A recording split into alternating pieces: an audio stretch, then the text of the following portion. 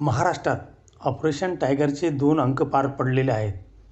आता चर्चा आहे की ऑपरेशन टायगर 3 होणार आहे. ऑपरेशन टायगर 3 म्हणजे काय? तर उद्धव ठाकरे यांच्या शिवसेनेचे आमदार कधी फुटणार?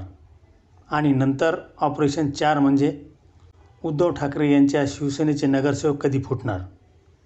पण ही सगळी उद्धव ठाकरे यांच्या शिवसेनेबद्दल चर्चा चालू असतानाच दुसरीकडे शरद पवार यांची सुद्धा चिंता वाढलेली आहे.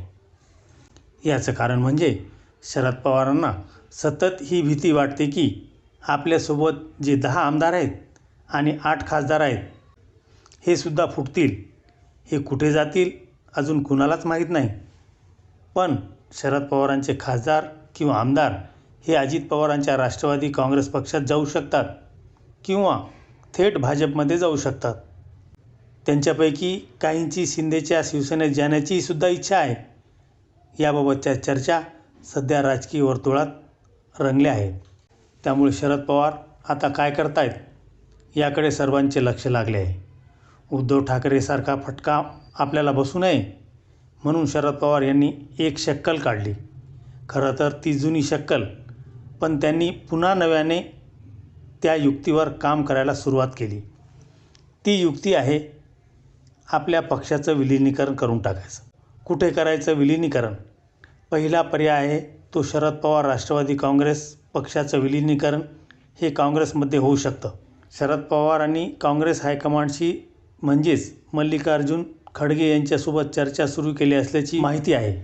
शरद पवारांच्या डोळ्यासमोर सतत एक प्रश्न असतो की आपल्या पश्चात आपल्या पक्षाचं काय?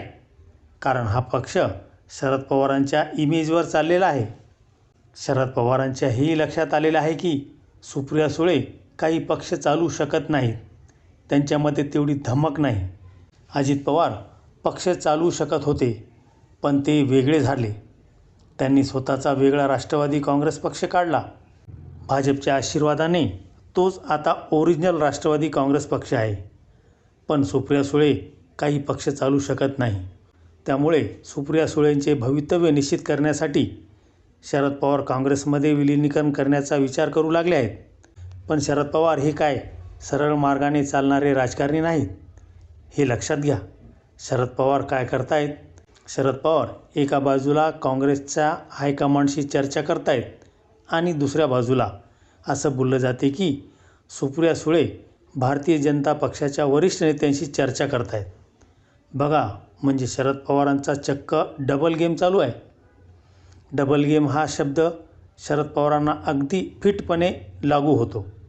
याचं कारण की काँग्रेसशी एका बाजूला विलिनीकरणाची चर्चा करायची आणि दुसरीकडे भाजपशी सुद्धा चर्चा चालू ठेवायची किंवा भाजपचे जे सगळे मार्ग आहेत ते खुले ठेवायचे. शरद पवारांचं राजकारण असंच गुंतागुंतीचं राहिलेलं आहे. शरद पवार एका बाजूला बघतात आणि दुसऱ्या बाजूला नेम धरतात असं कायम म्हटलं जातं. शरद पवार जर असं सांगत असतील की मी काँग्रेसमध्ये विलिनीकरण करणार आहे तर त्यावर अजिबात विश्वास ठेवू नका. ते जाऊन भाजपशी संधान साधतील असेही जुने जाणते राजकारणी सांगतात. शरद पवारांची विश्वासार्हता इतकी रसातळाला गेलेली आहे की आता महाराष्ट्रात त्यांच्यावर किती लोक विश्वास ठेवत आहेत हे संशोधनाचा विषय आहे. असो, पण काय होतं आहे नेमकं शरद पवारांच्या राष्ट्रवादी काँग्रेस पक्षात? लक्षात घ्या, शरद पवारांकडे 8 खासदार आणि 10 आमदार आहेत. यापैकी काही खासदार अमित शहांच्या संपर्कामध्ये आहेत. काही खासदार देवेंद्र फडणवीस यांच्या संपर्कात आहेत. त्यानंतर खासदारांचा आणि आमदारांचा एक गट जो आहे तो एकनाथ शिंदे यांच्यासुद्धा संपर्कात आहे. म्हणजे हे खासदार आमदार किती संख्या आपली होईल हे तपासत आहेत. जशी शिवसेनेच्या 9 पैकी 6 खासदारांची संख्या झाली 2/3 आणि ते वेगळे झाले, तशी आपल्या 8 खासदारापैकी किती जण वेगळे होऊ शकतात? 5 होतील की 6 होतील? का मग भाजपसोबत जायचं की शिंदेसोबत जायचं की राष्ट्रवादी काँग्रेस अजित पवार पक्षात जायचं याचा निर्णय ही मंडळी घेतील. पण अशा प्रकारे जर पक्ष फुटला तर शरद पवारांच्या एकूणच प्रतिष्ठेला, राजकीय अनुभवाला कलंक लागेल. त्यामुळे शरद पवारांनी ही आयडिया काढली की आता आपण हा पक्ष काँग्रेसमध्ये विलीन करून टाकायचा. एक लक्षात घ्या, काँग्रेसमध्ये राहुल गांधींचा शरद पवारांवर अजिबात विश्वास नाही. कारण शरद पवार नेहमी दगा देतात आणि काँग्रेसला त्यांनी नेहमी दगा दिलेला आहे, हे राहुल गांधींना माहीत आहे. 1986मध्ये राजीव गांधींनी शरद पवारांना काँग्रेसमध्ये पुन्हा घेतलं. त्यानंतर त्यांना मुख्यमंत्रीसुद्धा केलं. पण शरद पवार त्या काळातही राजीव गांधींशी प्रामाणिक नव्हते, असे त्यावेळचे राजकीय निकटवर्तीय सांगतात. हे अर्थातच राहुल गांधींच्या आणि सोनिया गांधींच्या कानावर गेलेलं आहे, किंवा त्यांना हे माहीत आहे. शरद पवार कधीही दगा देऊ शकतात. जसं त्यांनी 1999मध्ये सोनिया गांधींच्या परदेशी असण्याचा मुद्दा उपस्थित करून स्वाभिमानाचा विषय करून राष्ट्रवादी काँग्रेसला जन्म दिला. त्यामुळे ते विलिनीकरणासाठी आले तरी आपण ताकही फुंकून प्यायला हवं, असं राहुल गांधींचं म्हणणं आहे. मल्लिकार्जुन खरगे हे ज्येष्ठ नेते आहेत. शरद पवारांना अनेक वर्षापासून ओळखतात. त्यांना असं वाटतं की जर महाराष्ट्रातला शरद पवारांचा राष्ट्रवादी काँग्रेस पक्ष काँग्रेसमध्ये विलीन झालं तर काँग्रेस पक्षसुद्धा महाराष्ट्रात मजबूत होईल आणि पश्चिम महाराष्ट्रात जे शरद पवारांचे गड आहेत किंवा पूर्वीच्या जे अजित पवारांचे गड होते ते, किंवा आजही आहेत, कारण आता अजित पवार नाहीत, त्यामुळे अजित पवारांचे गड त्यांच्याकडे टिकतात की नाही हे प्रश्नचिन्ह आहे. सुनेत्रा पवार काही अजित पवार नव्हेत, त्यामुळे सुनेत्रा पवार अजित पवारांसारखं राजकारण करू शकत नाहीत. अजित पवारांचा मुलगा पार्थ पवार याला राजकारणामध्ये रस आहे की फक्त पैशामध्ये रस आहे, हे अजून सिद्ध व्हायचं आहे. त्यामुळे अजित पवारांच्या राष्ट्रवादी काँग्रेसचं भवितव्य काही निश्चित नाही. भाजप या पक्षाला कधी खाऊन टाकेल किंवा धक्का देईल हे सांगता येत नाही. मित्रहो, प्रॉब्लेम असा आहे की शरद पवार आणि अजित पवार किंवा जयंत पाटील आणि अजित पवार यांच्यामध्ये प्रदीर्घ बोलणी झाली होती. ती दोन्ही गटाचं म्हणजे शरद पवार गट आणि अजित पवार गट यांचं विलिनीकरण करावं आणि पुन्हा एकत्र यावं याविषयी ही बोलणी झाली होती. अनेक बैठका झाल्या, हे स्वतः जयंत पाटील यांनी जाहीरपणे सांगितले. अनेक बैठका झाल्या आमच्या आणि अचानक अजित पवारांचा मृत्यू झाला नसता तर आजपर्यंत हे दोन्ही राष्ट्रवादी काँग्रेसचे गट एकत्रही आले असते. कारण जर भाजपशी लढायचं असेल तर आपल्याला राष्ट्रवादी काँग्रेस म्हणून 2 फुटीर गट असून उपयोगाचं नाही. आपल्याला एकत्र यावंच लागेल हे अजित पवारांना पटलं होतं. पण अजित पवारांच्या पक्षातले 2 नेते, त्यात प्रफुल्ल पटेल आणि सुनील तटकरे यांना शरद पवारांसोबत पुन्हा जाणं मान्य नव्हतं. म्हणून अजित पवारांनी संपूर्ण चर्चेमध्ये ज्या काही बैठका झाल्या त्यामध्ये या दोन्ही नेत्यांना सामील करून घेतलं नव्हतं. जयंत पाटील, अजित पवार, कधीतरी रोहित पवार अशी 4-5 लोकच या चर्चेमध्ये सामील होत होते. अजित पवारांच्या मृत्यूनंतर ज्या घटना घडल्या त्यामध्ये हे स्पष्ट झाले की आता विलिनीकरण होऊ शकत नाही.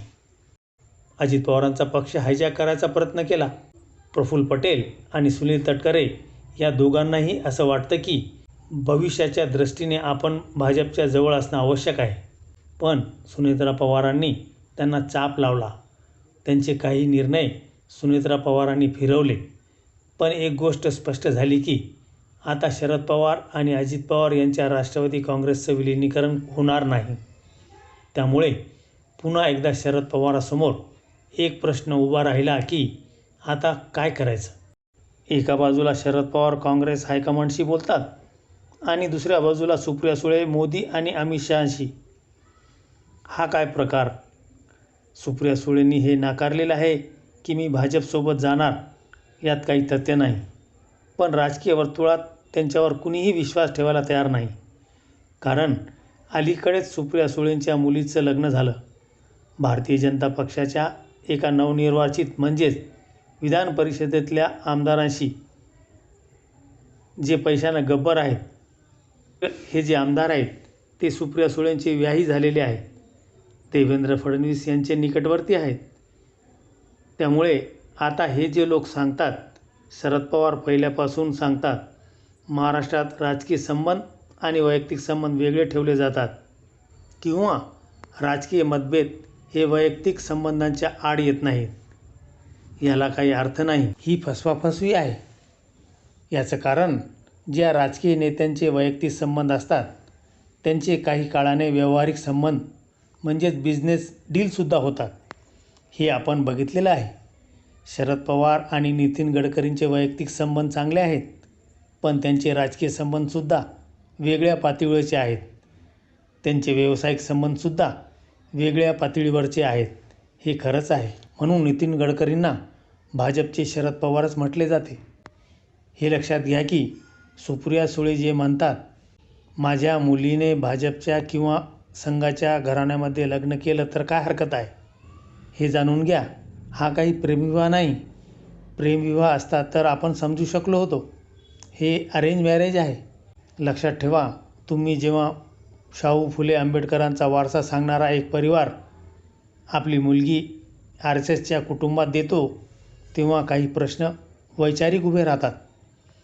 सुप्रिया सुळेंच्या वैचारिक निष्ठा किती प्रखर आहेत याबद्दल शंका आहे. याचे कारण शरद पवारांच्या वैचारिक निष्ठा स्पष्ट नव्हत्या. डबल गेम त्यांना म्हणतात. याचं कारण शरद पवारांची प्रतिमा कायम पुरोगामी राहिलेली आहे. ते कायम फुले, शाहू, आंबेडकर वगैरे नाव घेतात, मात्र व्यवहारात त्यांनी कायम भाजपशी सोयरी केलेली आहे. 1978 पासून तुम्ही लक्षात घ्या. 1978 मध्ये शरद पवार काँग्रेसमधून बाहेर पडले, पुलोद स्थापन केलं. या पुलोदमध्ये जनता पक्ष होता, म्हणजेच जनसंघाचे लोक होते. त्यानंतर शरद पवारांचे सतत राज्याच्या पातळीवर आणि राष्ट्रीय पातळीवर जनसंघ आणि त्यानंतर 1980 नंतर भाजपच्या नेत्यांशी अत्यंत जिव्हाळ्याचे संबंध राहिलेले आहेत. अटल बिहारी वाजपेयी असतील, भैरवसिंग शेखावत असतील, लालकृष्ण अडवाणी असतील, यांच्याशी शरद पवारांचा उत्कृष्ट संवाद राहिलेला आहे. शरद पवारांचे सर्व पक्षामध्ये चांगले संबंध राहिलेले आहेत आणि एका दृष्टीने ही सकारात्मक गोष्ट आहे. पण राजकारण अशा पद्धतीने सरळपणे चालत नाही. शरद पवार अनेकदा राजकीय खेळ्या रचण्यासाठी सुद्धा या संबंधाचा वापर करतात. शरद पवारांची प्रतिमा महाराष्ट्रात पुरोगामी आहे.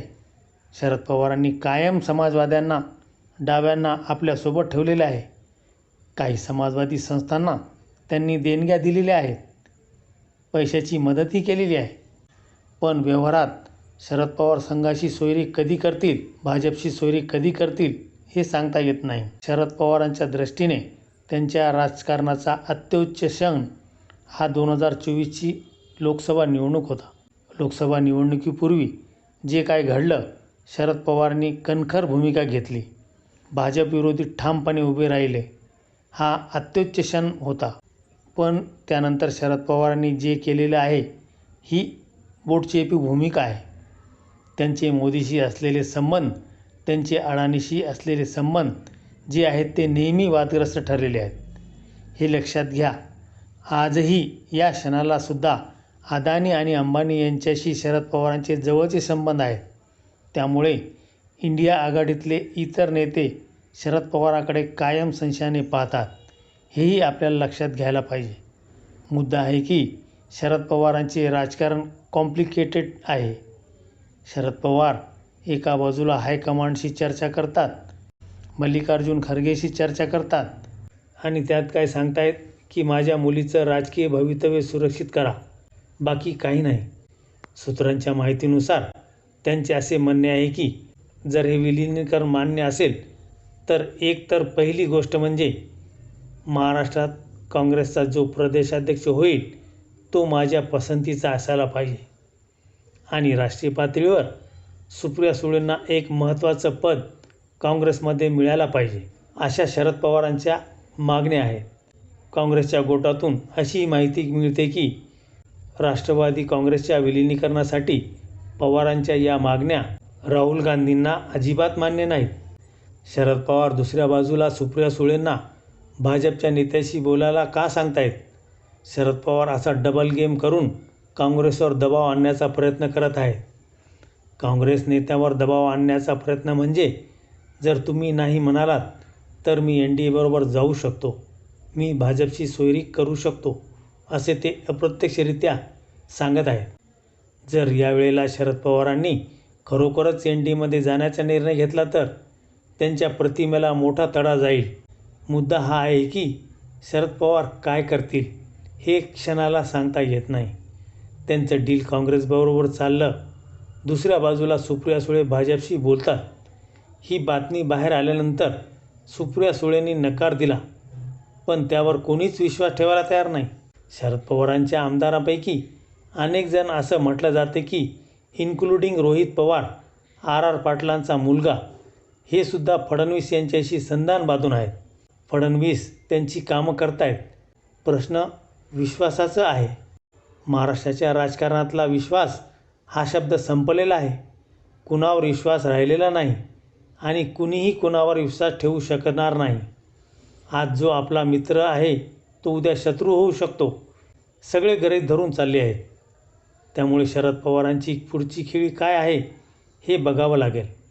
जर त्यांनी काँग्रेसमध्ये विलीनीकरणाचा निर्णय घेतला तर हे जे 8 खासदार आणि 10 आमदार आहेत त्यांना तो निर्णय मान्य आहे का, हा सुद्धा महत्त्वाचा प्रश्न आहे.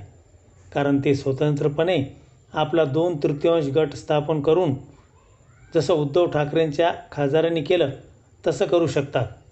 ते म्हणू शकतात, आम्ही काँग्रेसमध्ये गेलो तर आमचा काय फायदा? आमचा फायदा भाजपसोबत किंवा शिंदेंच्या शिवसेनेबरोबर जाण्यातच आहे. असं जर त्यांनी म्हटलं आणि शरद पवारांच्या राष्ट्रवादी काँग्रेसच्या आमदारामध्ये आणि खासदारामध्ये फूट पडली तर तो शरद पवारांना मोठा धक्का असेल. आज परिस्थिती अशी आहे की महाराष्ट्रात शरद पवारांच्या पक्षाला फारसं काही भवितव्य सध्या तरी दिसत नाही. त्यामुळे आजच्या क्षणाला आपण एवढंच म्हणू शकतो की शरद पवारांच्या निर्णयावर लक्ष ठेवावं लागेल. Wait and watch. Sharad Pawar double game खेळत आहेत. ते कुठे जातील काही सांगता येणार नाही. शरद पवार वारंवार गुगली टाकतात, तशीच ते गुगली पुन्हा टाकतील की थेट काँग्रेसमध्ये विलीनीकरणाचा निर्णय घेतील, हे कळायला आपल्याला अजून काही काळ थांबावं लागेल. पण फार उशीर करून शरद पवारांना चालणार नाही. कारण शरद पवारांनंतर या पक्षाला काहीही भवितव्य नाही. त्यामुळे आपण असेपर्यंतच आपल्या मुलीची सोय त्यांना करायची आहे आणि ते समजण्यासारखं आहे. म्हणजे एखाद्या नेत्याला त्याच्या आयुष्यात आपल्या मुलांची सोय लावणं एवढाच उद्देश असेल तर दुसरं काहीच होऊ शकत नाही. जसं शेवटी बाळासाहेब ठाकरेंनीसुद्धा उद्धव ठाकरे आणि आदित्य ठाकरेंना सांभाळा असं आपल्या समर्थकांना, कार्यकर्त्यांना सांगितलं होतं. तसं शरद पवारसुद्धा सांगू शकतात की आता सुप्रियाला सांभाळणं तुमचं काम आहे, वगैरे वगैरे.